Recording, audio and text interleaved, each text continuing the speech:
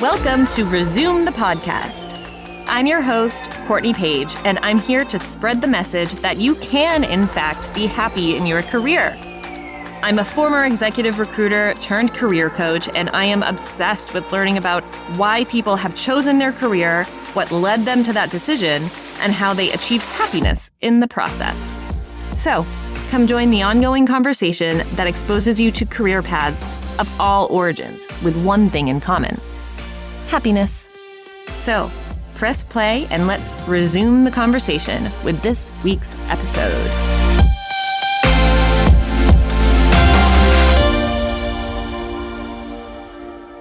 Hello, everybody. Welcome. Today on the pod, we are so excited to welcome Toom Willems, a sports scientist and kick-ass career launch coach who specializes in helping both graduate and undergraduate students maximize the dreaded internship experience. Toom's expertise lies in equipping aspiring professionals with the essential skills to not only graduate, but to do so with a coveted job offer already in hand. So drawing from personal experience in breaking into a very highly competitive field of professional sports, Toom now dedicates his efforts to mentoring young talent, and he focuses on steering students towards valuable internships that they're actually excited about and that maximize their time and potential, while also teaching them how to excel and make lasting impressions on all the people that they come in contact with during those experiences. So Toom's unique approach ensures that his mentees are not just noticed, but sought after by well-connected industry leaders. So get cozy and join me in welcoming Toom, a Belgian native who is, I believe, joining us from Amsterdam to resume the podcast. Hi, welcome. Hi, Courtney. Thank you so much for that introduction. I couldn't have said it better myself. Well, one, I love it because, we try to get as many, people from different backgrounds. And I love that A, you're coming from Europe, which is super fun. And B, you also come from sports. So I think it's a really cool combo there. So I like to start off by asking everybody the same question. So if you were at a dinner party and somebody came up to you and you just started chit-chatting and you don't know each other very well, and they asked you, what do you do? What would you say? Oh, yeah. Like what I like to be is a teacher. So that is what I identify myself as. But it takes two different paths. So I'm in sports science and I'm a physical trainer. So I help young aspiring soccer players to get strong, to move really good, so they can be the best versions of themselves, have really tough training sessions and make it professionally. That's one thing. And on the other thing, I love teaching students. So I think I'm a career coach on one end, to keep it simple. Yeah. So sorry, we lost you for a second. So career coach on one end and physical coach on the other end, and sort of intersecting those two together. What did you want to be when you were a kid? Yeah, that was a weird one because I wanted to be an engineer. I think that's my first dream career. And engineer is and that's a really weird thing to come out of a kid's mouth. But I think it's only because people said I wanted to be an engineer, because I always told I wanted to be an inventor. We had a little tech situation, but we're back. So Toom was just talking about what he wanted to be as a kid. And what is so funny about this? So you said you wanted to be an engineer because you really wanted to be an inventor, and people around you kind of took that and said no, you want to be an engineer. Yeah, exactly. So they explained it to me how that works in the real world. This is what that means. Yeah, exactly. I wanted to be a cartoon artist or a cartoon figure. I'm sorry, like the mad professor, but they told me no, in the real world you become an engineer. See, so that's so interesting because that comes up a lot. Where as a kid you say you want to be something, and you're corrected that because it isn't practical, or it's just my daughter she wants to be a princess right now. And I'm of course she wants to be a princess right now. Of course, she's a 3-year-old little girl. But it's really, and it is kind of hard because you are always kind of looking for that as a parent, ooh, what will they end up being kind of. But it's interesting that you remember that you remember being corrected and towards, and rerouted kind of towards this more quote unquote, traditional, practical career. When, Hmm. by the way, inventor is totally a career. Like you, Yeah, yeah, like people yeah. do invent things still, you know. So how did that affect you? Like in school, what did you end up really enjoying in school Hmm. and kind of naturally, and what were you pushed towards by, you know, external forces? Well, first of all, my parents were like really open in everything. So while they said to me, "Yeah, that's an engineer," I think it's more of like a perspective on helping me.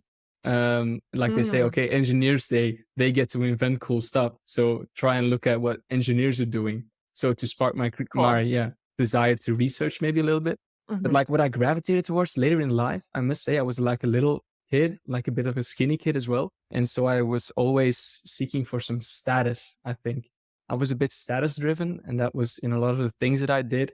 Like friends of mine were better in football and soccer, so I wanted to go to soccer practice, and that ended up being my entire career. I Mm. took a year of breakdancing classes because I thought it looked really cool, and I wanted to be as cool as the breakdancers. As a kid in high school, I wanted to be an Air Force pilot, what was really rad. And so I joined like what was it called? Like a youth movement from the military to prepare you to become an Air Force pilot. And so I actually learned how to Oh, fly on wow. like soaring gliders, you call it? Yeah, yeah, yeah. Yeah. But right now, I see that a lot of that has to do with me seeking some sort of status.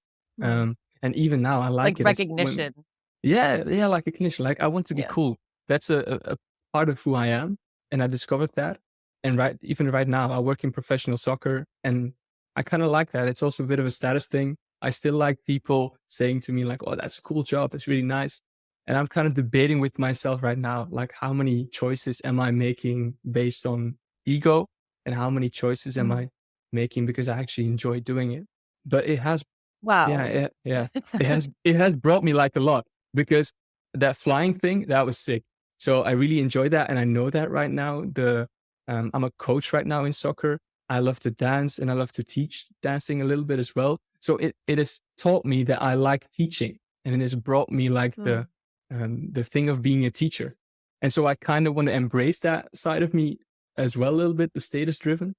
So I'm humble in progress, just we should call it. There's so many things to unpack there. The first thing I want to comment on is just how you're kind of unapologetic about Oh about no, yeah. wanting to have a cool job Yeah, yeah. because we're always taught to that being humble is good, which it is. I'm not going against that. It is wonderful to have a sense of humility, but I do think that there is a line where you have to also just embrace who you are and what your actual, you know, desires are. And it's so Mhm, funny that you say that because for a long time, you know, I have a background in acting and I don't mhm. know if this was everybody, but like growing up and going to acting classes and doing all the things. And then I ended up going to a school where I didn't end up majoring in acting, but I had a lot of friends who did in New York with actors. And it was like, you never said you wanted to be famous. Like that wasn't like, it Mhm. was like Yeah, taboo. yeah. Like you were just in it for the craft, right? Yeah. Which is like sort of bullshit. Like everybody knows, like there's Kind probably at least a little bit of you that wants to be on the Oscar stage, on the cover of yeah, you know, whatever. and that's Um, fine. and Yeah. which is fine. And it's so funny that you say that because when I met my husband, the first conversation we had with each other when we first met was how he was like, I would be such a good actor. I would be so famous and I would love it. And I was like, who are you? And he has always been so like unapologetic. He was like, I wish I was just like a famous rock star. I'm like, I love that you are so fine with saying that. And he's Mhm, genuine. I mean, I married him, you know, he's a wonderful, like very like non-egotistical guy. And I think mm, they can coexist. And we spoke a little bit before this, and you have this wonderful kind of energy that it does feel humble and does feel very authentic. So I think there's something to be said about embracing what you actually want, because if you're going to continue to kind of press it down, you're just going to follow a path that isn't yours by nature, you know? yeah. So I'm so interested to hear how all of this, wow, we just went off on like a whole tangent. Yeah, How yeah. all of this ended up manifesting into, and thank you for calling it soccer for our American audience, Yeah, but yeah, of course. out of respect for a professional soccer, you know, a Mhm. professional soccer person here, how did all of that kind of manifest into you're a sports scientist, right? That's kind of how Yeah. you would, yeah. So how did you end up there coming from planes and Yeah. breakdancing? And yeah. That's a really interesting question. And the thing about my parents always like they never pushed me towards any boxes. They always said just go with what you like doing, what you enjoy doing. Um, that's what will bring you the furthest. And so after I tried to be an Air Force pilot, I did not succeed. You had to do like really rigorous testing. Turns out I'm not the best Mm. multitasker in the world. The Air Force saw that as well, and they thought that putting a few The Air $1 million Force told plane me in my that. hands, yeah, that wasn't the best idea. So luckily for them, I did not become an Air Force pilot. That's funny. Yeah. But for me, I always enjoyed like playing physical games as a kid. I always loved soccer.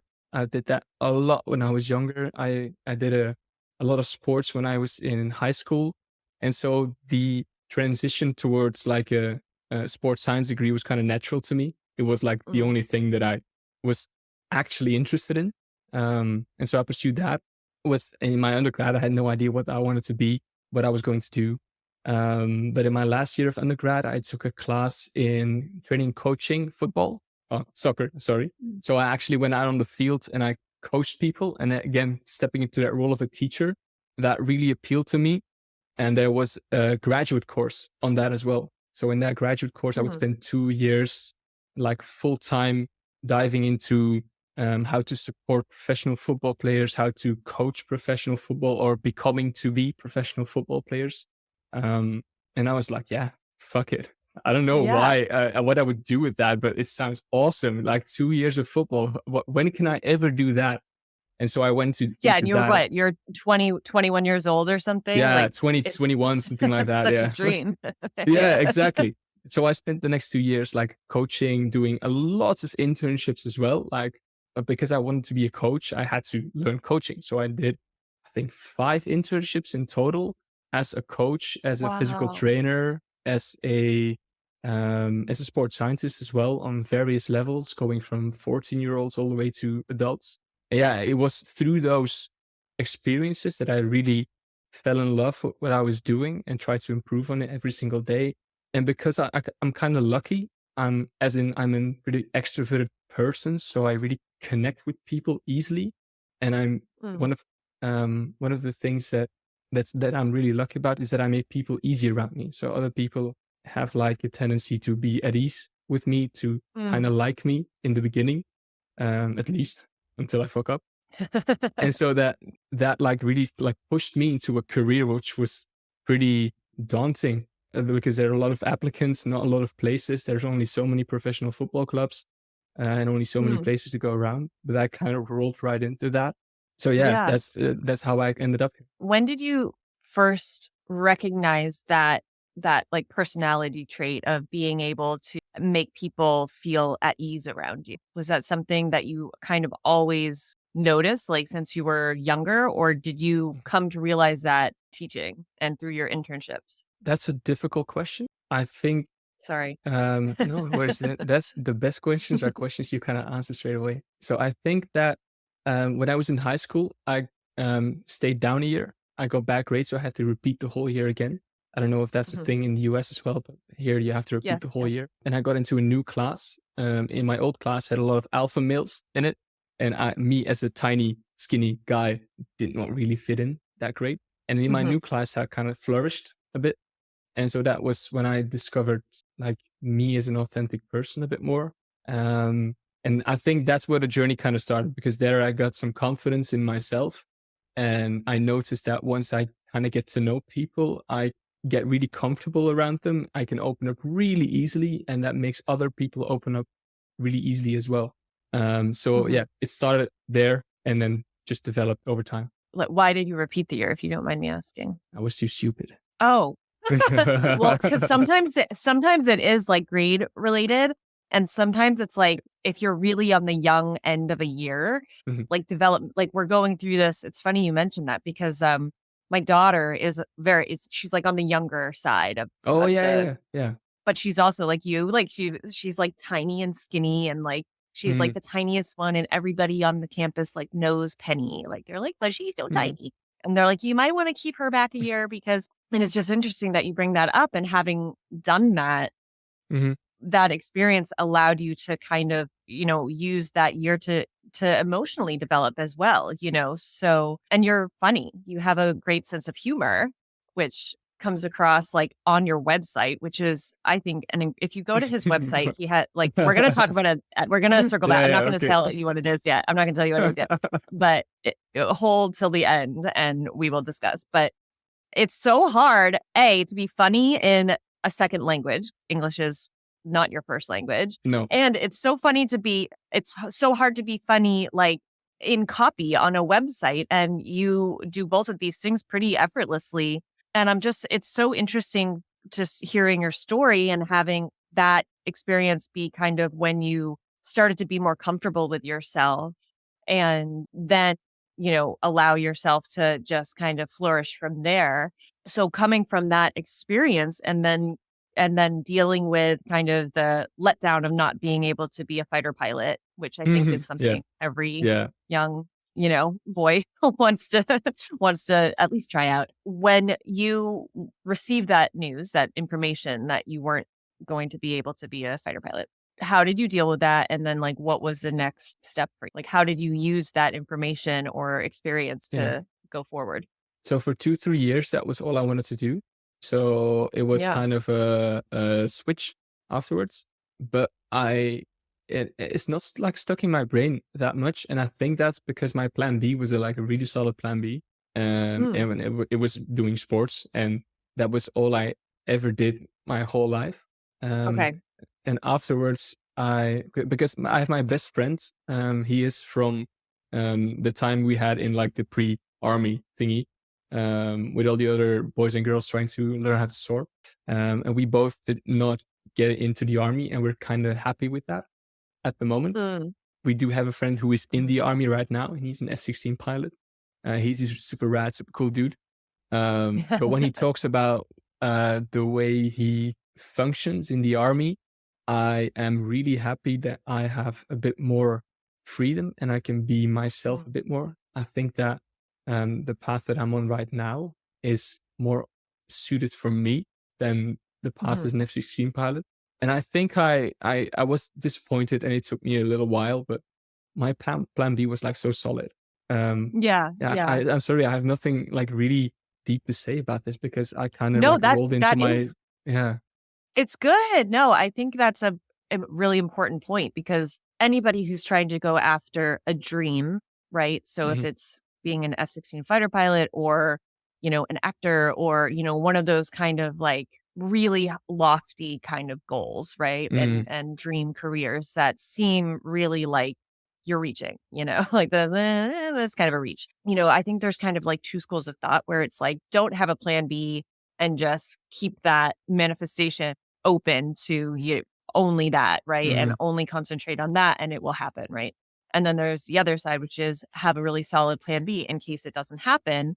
And I think there's, two schools of thought on that where it's like if you prepare for it not happening, then you're kind of allowing it to not happen by putting that out like yeah, in the universe or whatever. And then, the flip side. So, but I think to be mhm, safe, it is great that you had this plan B that you were also super passionate about. Like it's not like you had a plan B to go, you know, do something just to make money, right? And just to have like the bills paid. It was something that you were also extremely passionate about.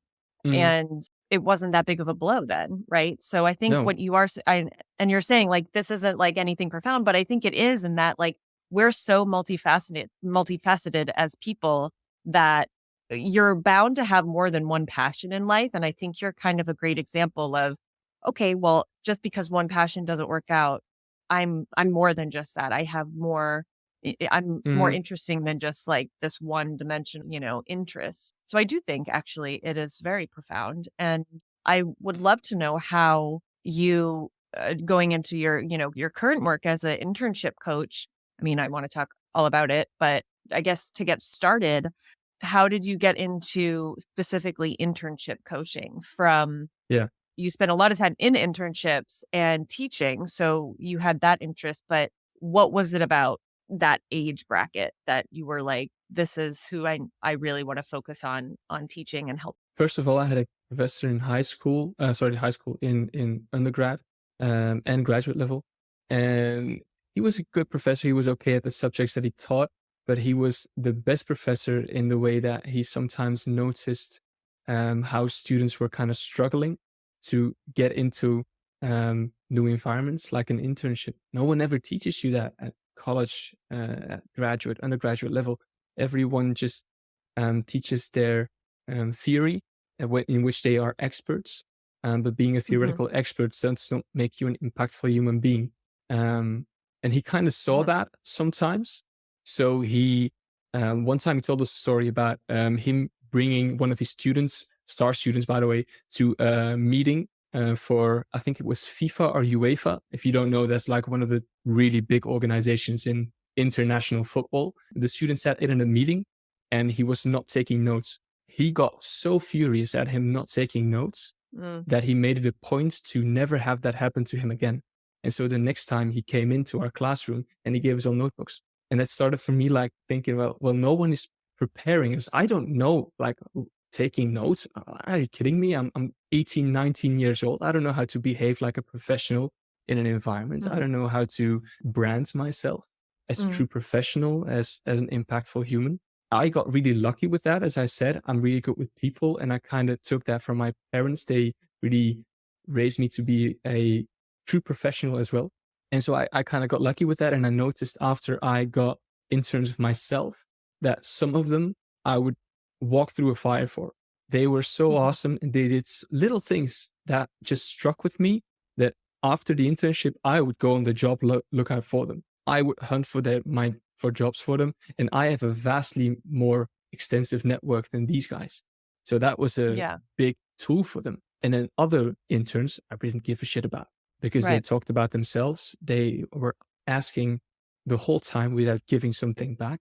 It's these small things. They didn't learn the names of anyone there, which is Mhm. really basic, but they did not make it the environment into a home of themselves. And so after I saw that, um, I felt like, okay, yeah, this is something that I know that I'm actually good at. I have experience in teaching these kinds of people, and I want to be that one professor in my undergraduate level that helped them on their way of becoming a great student. Because as a Mhm. student, you have like 1 or 2 years where everyone wants everything for you. Everyone is rooting for you as a student. They want you to come in. They Mhm. want you to experience everything. They will open doors for you that you would not know that would have ever opened. And after those 2 years, it's gone. Like you're looking for a job now. You have expenses to pay. You don't have that thing that everyone's rooting for you again. And so I wanted to help Yeah. students take like advantage of that vital period in their development. They can swing up the ladder so easily if they do the right things. I guess if you had to give like three, if like, this is like the short, the short The short thing course, of right? everything I do. Yeah. Yeah, yeah, yeah. But I mean, you mentioned a couple of them. So like Mm, those small things like learning names and being genuine. It sounds like just being genuinely invested in like where you mm, are and who you're with and why you're there, right?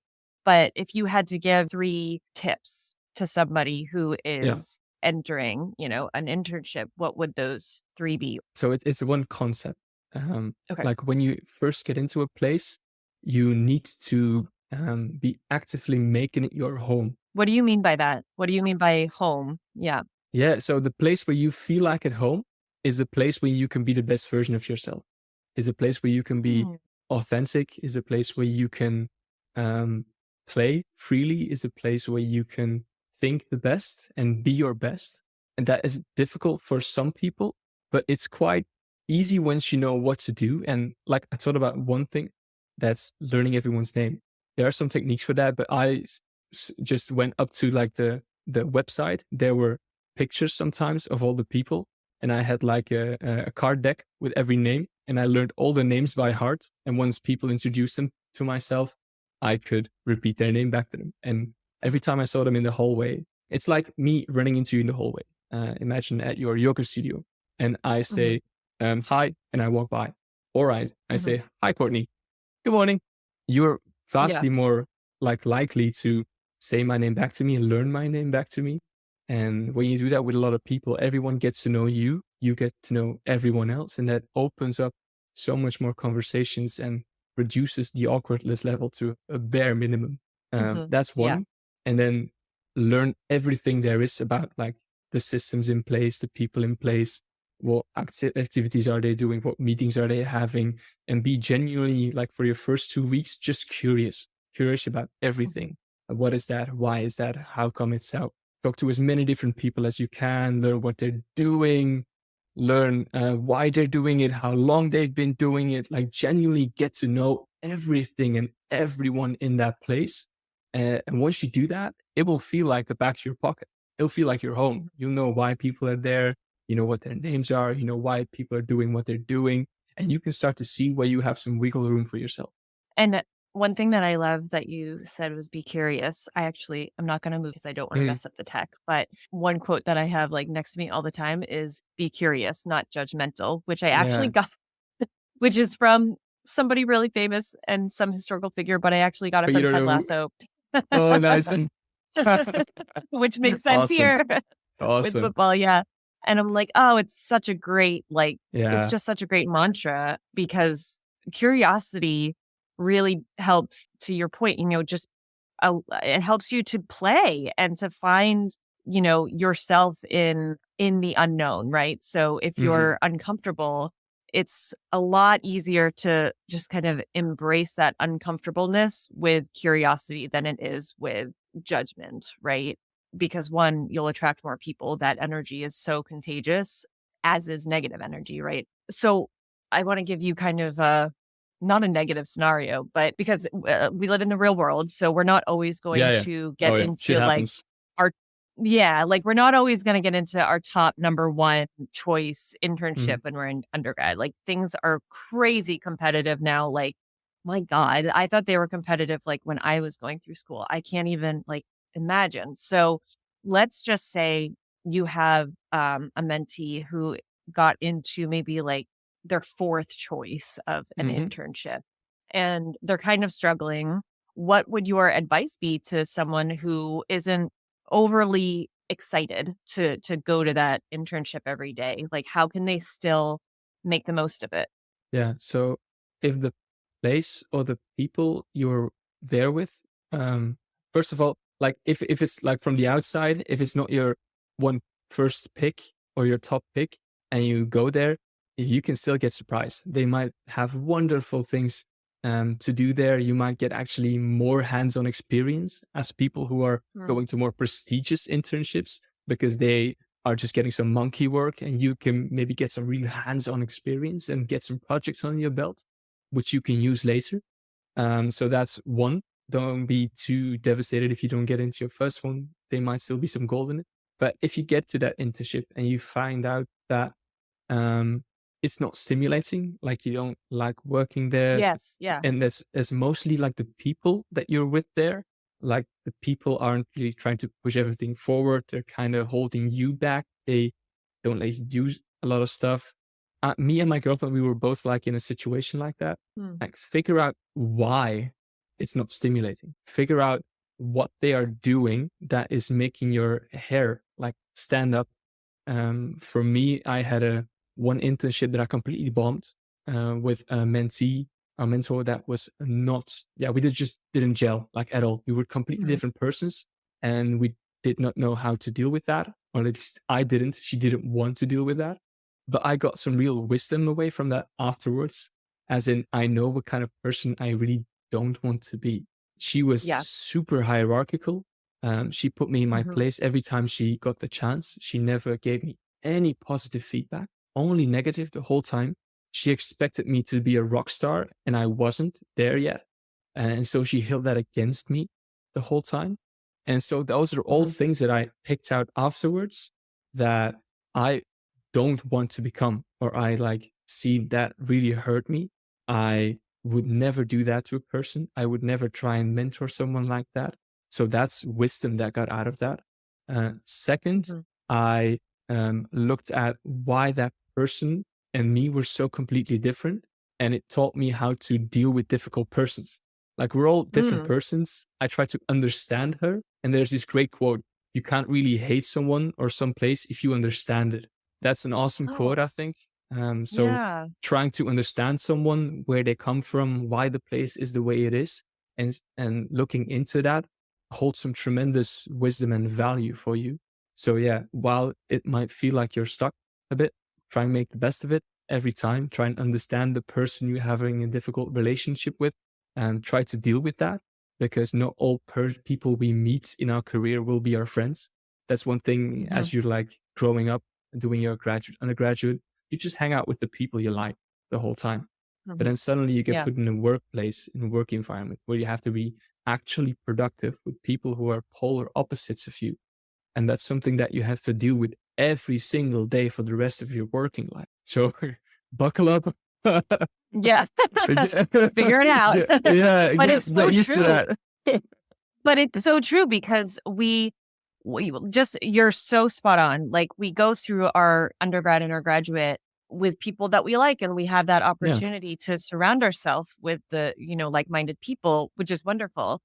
But then when you're like thrust out into the real world and you're then not only are you required to deal with people and work with people you don't vibe with, but like your livelihood depends on it. Like hmm, the stakes get so much higher. And I think yeah, that is something that's an interesting question for you. Like, how do you prepare? And maybe and if this isn't something that you kind of cover in your internships, just let me know and we can edit it this part is. out. But okay. Yeah, like I feel like that's one of those practical real life things that once again, like traditional school doesn't really prep us for. Like, how do you prepare somebody to step into all of a sudden, like having to be self sufficient and start to use all of these quote unquote soft skills that people kind of poo poo in school because they're, soft skills. How do you help prepare your mentees to cultivate those skills, those people skills, and just like mindset skills and the just crushing weight of being an adult. So if you could just let us know how to deal with the Crushing weight crushing of being weight an of being adult. please I think let us I know. think that I think there are some higher powers that you should address that question to. I don't But know. I was called to ask you. yeah, yeah. Okay. So like the soft skills, the people skills, the mindset, like little exercises, and always trying to evaluate everything that's happening to you and try to put it into a context of like for instance, let's just take mindset because it might get too complex if we do everything else. Yeah. You talked about in your last podcast, you talked about like an open versus a closed mindset, and that's really difficult for someone. Like it doesn't, you Mhm. don't need to learn the terms open, closed mindset. It's about the way you deal with it. So you might have a situation where you are really trying to prove yourself, for instance, and you like I'm doing right now. I have a presentation that I need to give for like 140 or 120 football coaches that's coming up. And so I could look at this like a way, okay, I want to prove myself. I want to prove my worth to the club that I have right now. And I want to put on a great presentation. It's going to be awesome. I'm reading a book right now. I'm learning all these skills about presenting. I'm looking into my audience. Well, when I try to prove myself, there's no real room to improve myself, because improving is about failing in some degree. So today I Mhm. had Yep. a meeting about that presentation. It went really bad. Like I had prepared Okay. an entire presentation, and some people were taking a shotgun and firing. Okay. And I could take that as a thing like, okay, shit, I failed because I wanted to prove myself, and right now I failed. But because I failed, I can now learn from that, see what I could do differently, and that's about cultivating the open mindset. It's not Mhm. about learning what an open mindset is, learning the skills, and then just going out for it. No, it's about reflecting on your experiences every day.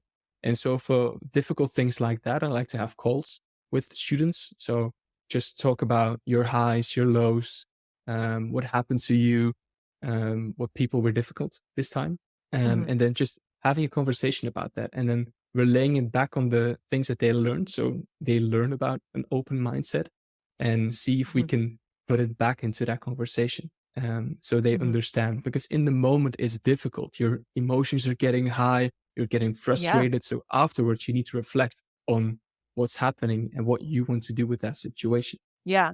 It is really hard in the moment, especially when you are, regardless of whether or not you're aware of it. I think in an internship, you're kind of always trying to prove yourself, right? Yeah. Because that's why you're there, right? Okay, great. I mean, I have so many other questions, but We can one make it a thing that 2 hour one. well, one thing that I did want to know, I had two questions. So the first one is, Yeah. what is the biggest misconception that surrounding just internships in general? Oh, you only can do full-time internships. I think that's one Oh. really big misconception. And like your other guest did, she did Hmm. like one day in the week she did that. The other day in the week she went to a studio. The other day in the week she went to a Radio Shack, and there she developed all these skills while she was still studying. That's something Hmm. that I did as well, and it's so valuable because in the moment that you are studying, you don't have a big expenses, you don't have a lot of worries yet, you can experience like a lot of things in like microdosing. So Hmm. people Yeah. like look in for internships now in the summer, to do big summer internships right Yeah. after they graduate. But to be honest, that's fine. That's good. That's step one. No, that's step five. Step one should have been, how do I like Yeah. go to a place that might want my help? I might get to get my hands dirty a little bit. I can experiment with some things. Where can I do that? Where can I go right now? And that might be in student Yeah. organizations. It might be at a shelter. I don't know, someplace, a nonprofit somewhere, a startup somewhere that is desperately in need for some people like you. There are opportunities out there for you to just go, put some value on the table, and experience everything before you like have to do full-time internship. Yeah, and it's great because you might think that you're really into something, and if you do kind of this little less intense and a shorter stint somewhere, then you're not stuck in it for a whole summer. Oh yeah. And you can learn that quickly. Like if you're like, oh, I love animals, I want to be a vet, a veterinarian, Mhm. and you go, volunteer or do like a short little whatever at a vet's office, see, a surgery for the first time, and you pass out. Maybe then you don't wanna be a veterinarian, I mean, like, you find that out Yeah, really quickly as it could be, opposed yeah. to, okay, so what's, like, one of the biggest mistakes that you see your mentee Hmm, experience kind of, like, over and over again that you that's an wish easy people one. knew before? Yeah, okay, what is it?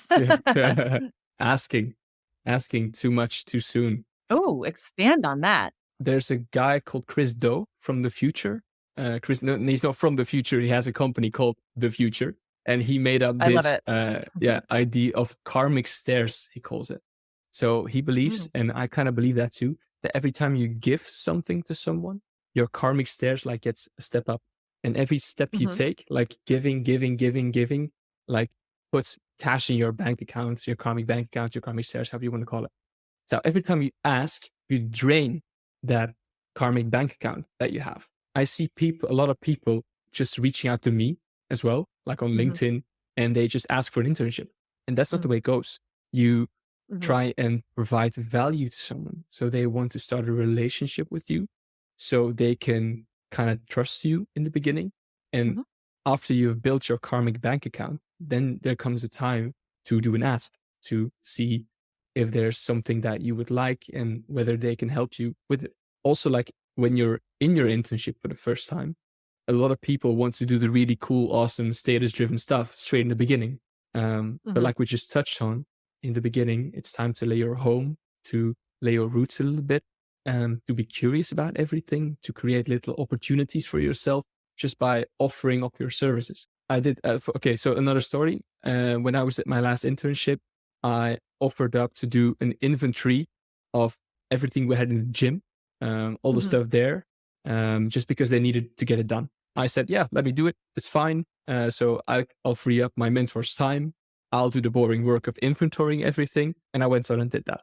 I really made a really nice Excel document. I noted all the stuff we were actually not using. So I went kind of a bit of beyond the task that was mhm, required. And after I showed that to my mentor, he said, okay, cool. Maybe we should like look at the stuff we're not using today. And maybe it would be cool to make a training session with that. So that's what we did. And that ended up being a massive learning experience for me. And we talked about hamstring injuries and we talked about training sessions. And that like blossomed from me saying, I would like to do your inventory list, and not me asking, can you please help me with making a training session? Because I'm kind of Right. struggling with that. Yeah, and inventory is no fun. No one wants No, to. no, Right. no, Nobody no. wants to do that. Exactly. But So I'm those are sure the they were things like, yeah, go for it. yeah. So, but as an intern, that are your opportunities. That's your chance to shine in the beginning. That's your chance to show that you are reliable, that you want to do great work, that you're not too much of an egomaniac like me, like be Yeah. humble in progress. Yes. And that those are your chances to really shine in the beginning. Yes, and I would add on to that, doing those kind of, more menial tasks as you're like coming up. Once you, let's say, eventually you do get to, whatever higher up role you want to get to, let's say you get there, having those experiences and knowing how an organization, whatever industry you're in, knowing how an organization works from the most entry level job to where you're at is going to give you way more understanding and value than just trying to, work your way up really, really quickly through Yeah. asking Oh, for yeah. things, Yeah, having that touch on everything really helps you have this great overarching, viewpoint. Bird's eye view is what I'm trying to say. Bird's eye view of like how things work, which will allow you to be way more influential than you would be if Yeah. you were just given it. If you don't want to be great at easy small things, then how can anyone expect you to be great at really hard, like status driven Exactly. things? Yeah, so well said. I could keep talking to you, but I'm not going to do that to you because you're it's like nighttime over there. So, Oh, um, it's just fine. It's fine. I'm gonna I'm gonna end though with a couple just like quick questions. So like rapid fire questions. I have a feeling that the first one isn't going to be a rapid fire question, but what is the clown costume guarantee? What is that? Yeah, yeah. So I once read a book about it's about sales and marketing, and it's about having a little fun with the offer that you have. So I have a guarantee that I have a course online. You can check out my website. It's called kickassinton.com, and I have the clown costume guarantee. That if you are not getting so much value out of my teachings, my course, that you would not go in a clown costume to class to stay on as a student, then I will completely give you your money back for free. I would not like to work with you. Like I want my stuff to be so good that I couldn't like rip it out of your hands if you wanted to. So the day I suck, tell me, and you get all the money that you have spent with me on me. I don't care. You have it back. So yeah, so like you're so good that somebody would come dressed up as a clown in order to keep their spot. No, I aspire to be so good. Has anybody done it? Has anybody come to class in a clown? Not yet. No. Not yet. Okay. But no, I love it. I saw that. I was like, oh my gosh, I have to ask him about this. I've never heard that. I love it. Okay. What is your favorite board game? Ooh, Colonists of Catan. Is that a thing there? Catan? Mhm. Yeah. Yeah. Catan. Yeah. Football club. Anderlecht in Belgium. Okay. Internationally, let's go with Liverpool. People might know that one. Okay. Yeah. Okay. Not, I just watched the Beckham documentary not too long ago. So Oh yeah. that is the extent. And my husband's Brazilian. So all I know is like Brazil and Man United Yeah. and Real, right? Real. Okay. Favorite vacation spot? Skiing, Where? like snowboarding. Austria, because you have a really Austria? nice culture there as well. Yeah. I like to ask European spot Yeah. is because I think every American's Italy. Oh, Okay. yeah. Best career advice you've ever received? That's a difficult one. I think it'll have to be my mum. It was my mum who said, and there might be another quote from my mum here somewhere, that you don't have to be friends with the people you work with. Because and then we talked about this before, but that really was an eye opener for me because I like to bond with people on a personal level. And if I did not have that, it was really difficult for me to see where they were coming from. But that one really opened my eyes. Yeah, that's a good one. It's very true. Great. Tom, thank you so much for coming on. We're going to include everything in the show notes so you can find Tom very easily. His website, his Instagram, his LinkedIn, all the fun stuff. And if you are a student looking to get into an awesome internship, please go find Toom. Thank you so much for coming on Resume. Yeah, thanks. It was a blast. Thank you. Thank you so much for tuning in to this week's episode. I'm so grateful for your precious time and energy. And if anything resonated with you, please feel free to share with a friend and subscribe. If you're interested in career coaching, I would love to hear from you. Email me at Courtney@resume-careers.com and follow me on Instagram at Courtney Austin Page. Thank you so much and see you next week.